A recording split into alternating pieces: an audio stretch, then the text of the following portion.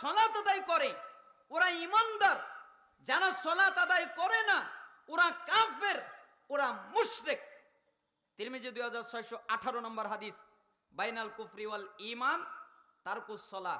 একটা ঈমানদার আর একটা কাফের, এদের মধ্যে পার্থক্য নামাজ। যারা ঈমানদার তারা নামাজ আদায় করে, যারা কাফের তারা নামাজ আদায় করে না।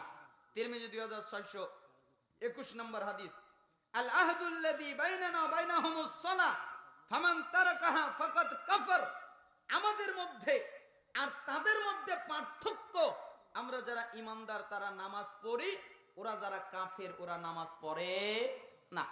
ইবনে মাজাহ 1080 নম্বর হাদিস, লাইসা বাইনাল আবদি ওয়াশ শিরকি ইল্লা তারকুস সালাহ ফাইজা তারাকাহা ফাকাদ আশরাক।